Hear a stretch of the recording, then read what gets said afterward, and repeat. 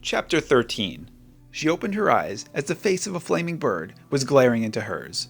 Startled, Abigail jumped, awakening herself from another dream. This time, she sat in her car. What happened to her, she thought, and why was she in her car? Abigail recalled the scenario where she was rendered unconscious with a ball of spores. An odd throbbing sensation pulsed through Abigail's brain. Not a painful sensation, but a rejuvenating sensation. Much like a good night's sleep. Something Abigail was only able to dream about. What did she do to me? Abigail asked to herself, while looking at the unfamiliar surroundings outside of her window. Her muscles were tense, but she felt empowered. Perhaps Madame Jord was not crazy, but actually did something useful. Abigail's stomach sank as she quickly thought to check for her wallet. It was missing. I was robbed, Abigail screamed in her confined space. Abigail punched the steering wheel, mad at herself for driving from the White House to North Carolina just for an opportunity to be robbed. Frustrated at how foolish and gullible she was, she started her car with the intention of confronting Madame Jord. The only problem with Abigail's plan was that her car was moved to a new location, and she had no idea where she was. She knew if she could find her way back to the main roads, she would be able to figure out where she was. She drove around, hoping to find someone to ask directions of, but the streets were desolate. The area also appeared to be more ravaged than she had last remembered. Did something happen while she was passed out, she wondered?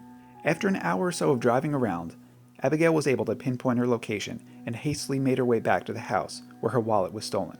Abigail pulled up to the house, but the house was not as she had left it. The house was burned to the ground, along with all the houses surrounding it on the neighborhood. Abigail punched the steering wheel again, confused by her recent bouts of aggression. She had never before been a violent person, nor someone who let things get to her, but she credited her recent uncharacteristic hostility to being knocked out and robbed. She deemed her actions temporarily reasonable. Further agitated, Abigail sped down the road to get far away from her humiliation. When Abigail reached the end of the road, she was faced with a decision in the form of an intersection. Her head began to throb. She gripped her forehead with her hands and leaned back into her car seat. Visions began appearing as if right in front of her, but she knew that was impossible because the only things in front of her were a stop sign, trees, and pavement.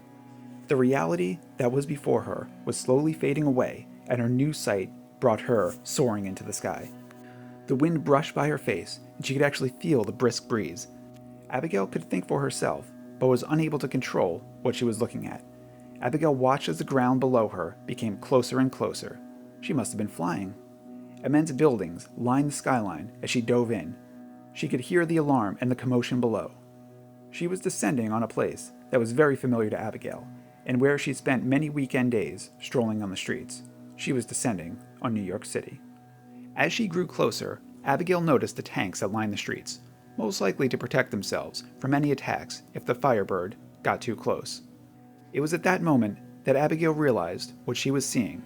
She was seeing out of the eyes of the Firebird. She was having an out-of-body experience, sharing it with the one she aimed to stop. Abigail watched in horror as the massive wings flapped in front of her, releasing waves of flames with each motion. The streets became engulfed, and the tanks incinerated before getting a chance to fire. Abigail wished she could back out of the vision, but it was no use. She was powerless to its control. Abigail watched as her beloved Chrysler building, which she adored for its architecture, crumbled before her. She watched as hundreds of valiant soldiers protecting their country lost their lives effortlessly. She watched as nothing was able to hinder the onslaught. She realized the bird, born from the earth, was the greatest unstoppable force anyone had ever seen. Yet she was convinced that she would stop at nothing to try and stop it. Her eyes went dry, and Abigail closed them tightly to rehydrate, and upon opening them, she saw the familiar interior of her car. She was back in her own eyes. What did the woman do to her? Abigail thought. Perhaps she was not just a thief after my money.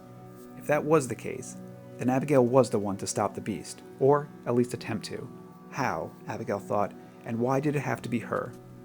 Abigail took a series of deep breaths and tried to calm her mind so she could be safe for driving. As she inhaled and exhaled rhythmically, scenes flashed in front of her eyes once again.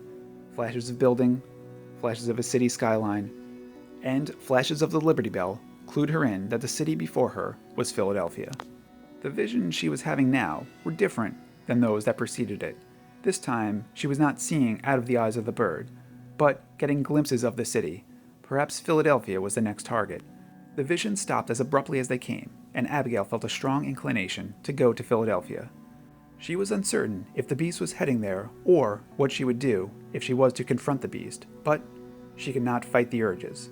Something was pulling her towards a city of brotherly love, something she could not understand.